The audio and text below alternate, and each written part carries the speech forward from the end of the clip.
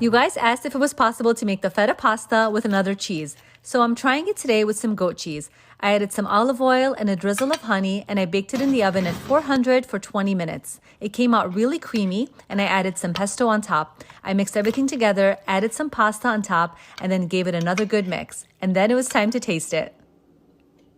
Pretty good, but I like the feta one more. Last night, I found this rubber band in my husband's car covered in brown hair, and clearly my hair is red. I did not make a fuss over this. Instead, I whipped my husband up this amazing meal. I wanted to cook him something so delicious, I knew he'd take one bite and swallow it.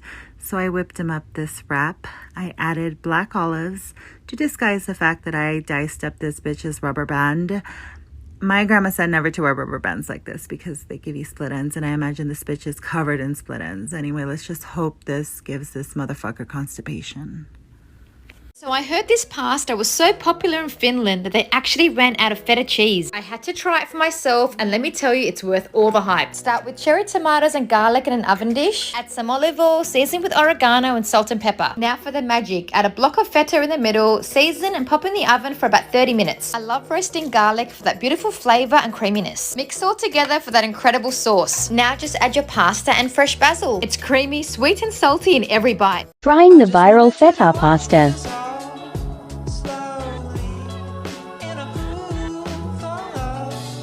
Tomatoes, olive oil,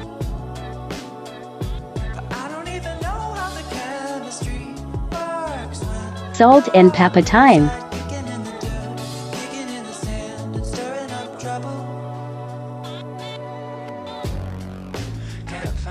Now the showstopper. Feta. More oil 'cause it's good. Sprinkle that garlic. Bake. Bake, bake, bake. Mash, mash, mash. Salt by that basil. Add the pasta. Enjoy. Alright y'all, let's make this pasta. We got our 9x13. And this is everything that we're gonna need for it. Add our tomatoes.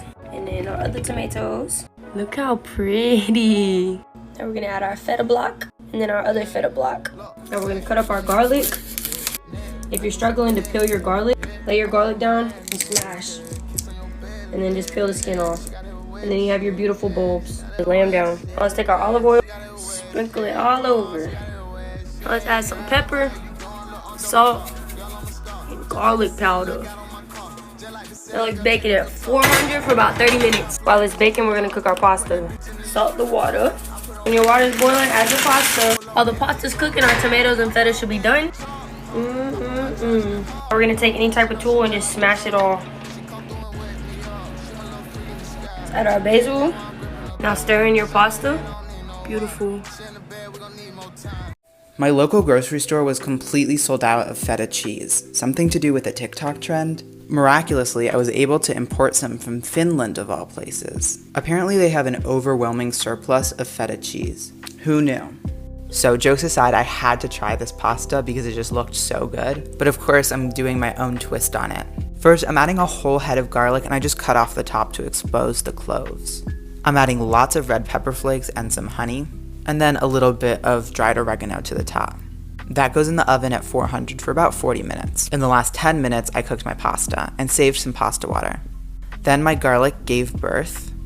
I mashed everything together, added my basil, the zest of a lemon, and then my cooked pasta. Then I topped it with parmigiano reggiano, that feels really good to say after a month of being vegan, and some breadcrumbs. Then I baked it all together until golden brown. The full recipe is on my website.